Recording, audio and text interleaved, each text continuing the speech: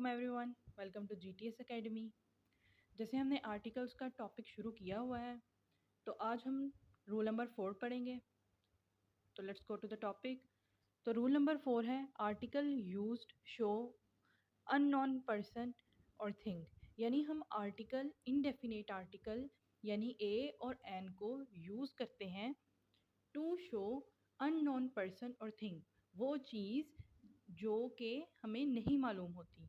यहाँ पे दो बातें हैं, दो चीज़ें हैं।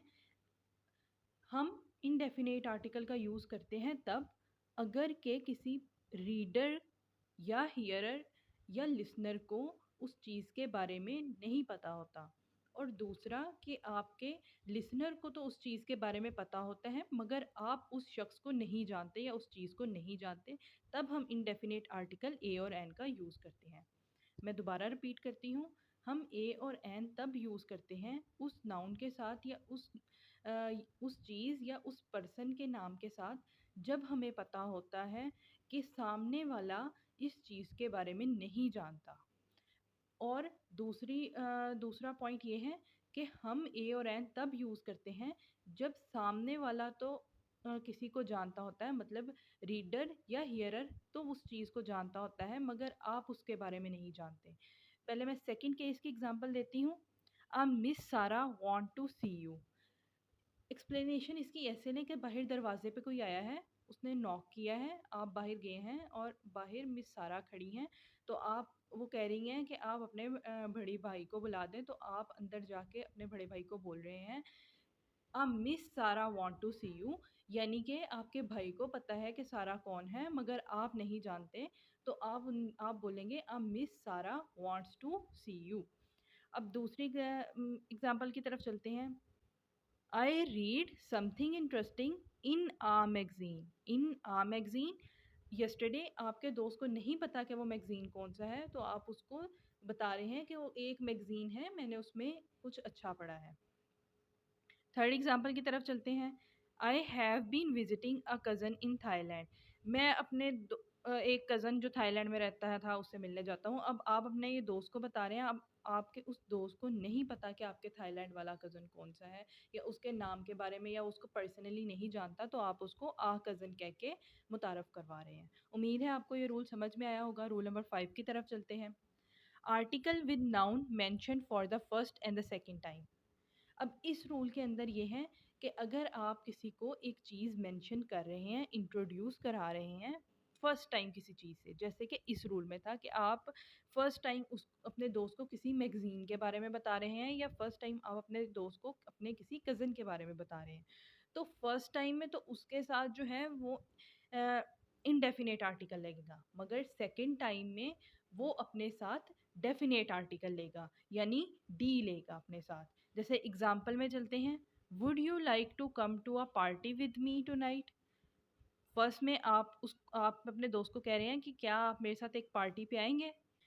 अब क्योंकि उसको पता चल गया है कि आप उसको पार्टी के बारे में बता रहे हैं। The party is on seaside, you will enjoy there. अब आप उसे कह रहे हैं कि वो जो पार्टी है वो सी साइड पे है, तुम्हें वहाँ पे मज़ा आएगा। यानी अब फर्स्टली आपने उसको पार्टी से इंट्रोड्यूस कराया, तो आपने पहले इंडेफिनेट आर्टिकल लगाया। जहाँ जहाँ पे फिर आप पार्टी का वर्ड यूज़ करेंगे वहाँ वहाँ पे आप डेफिनेट आर्टिकल लगाएंगे। इससे ये होगा कि स्पेसिफाई हो जाएगा कि आप इसी पार्टी की ही बात कर रहे हैं। एग्जाम्पल नंबर 2 की तरफ चलते हैं। I read a book yesterday. आप मैंने कल एक किताब पढ़ी। The book explains about the problem of the students. अब आपने एक बुक से इंट्रोड्यूस करवाया किसी को भी, अपने दोस्त को या किसी को भी, हियरर को, लिसनर को। अब आप उसको कह रहे हैं जो बुक के बारे में मैंने आपको बताया, the book explains the problem of the student. अब जहाँ जहाँ फिर आगे इस बुक के बारे में बात की जाएगी वो अपने साथ डेफिनेट आर्टिकल लेगा। उम्मीद है आपको रूल नंबर 5 समझ में आया होगा। रूल नंबर 6 की तरफ चलते हैं। Articles to mean a singular.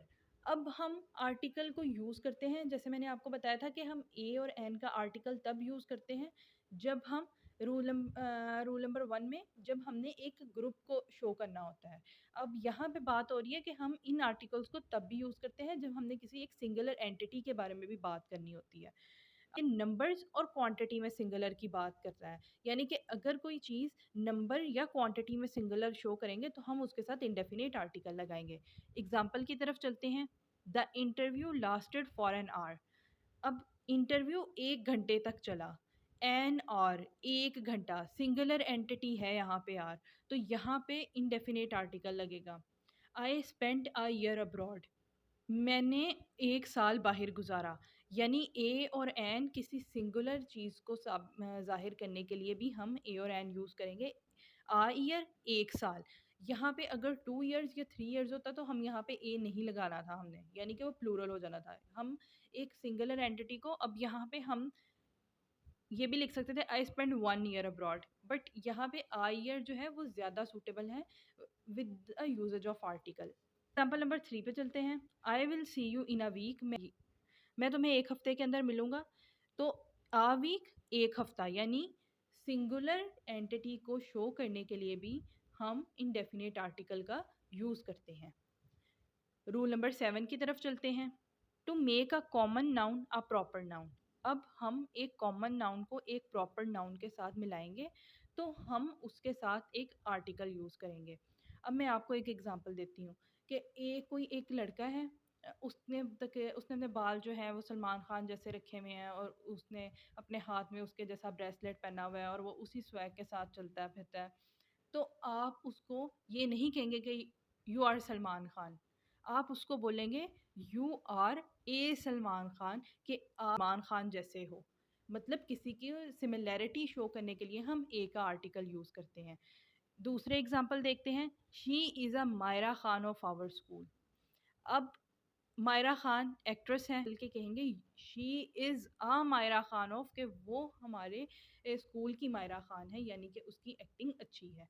यानी आप एक कॉमन नाउन को एक प्रॉपर नाउन से कंपेयर करने के लिए इनडेफिनेट आर्टिकल का यूज़ करते हैं। रूल नंबर 8 की तरफ चलते हैं। Article with the expression of the quantity. अब आपने एक्सप्रेशन देना है कि एक क्वांटिटी है और वो कितनी बड़ी है, बल्कनेस के बारे में बताना है, तो हम वहाँ पे भी हम जो है वो आर्टिकल यूज़ करेंगे। मतलब आपने बताना है ये चीज़ कितनी ज़्यादा है या कितनी कम, यानी हम नॉर्मली कह देते हैं बहुत सारा या बहुत कुछ। तो इन चीज़ों को भी एक्सप्रेस करने के लिए हम इंडेफिनेट आर्टिकल लगाते हैं।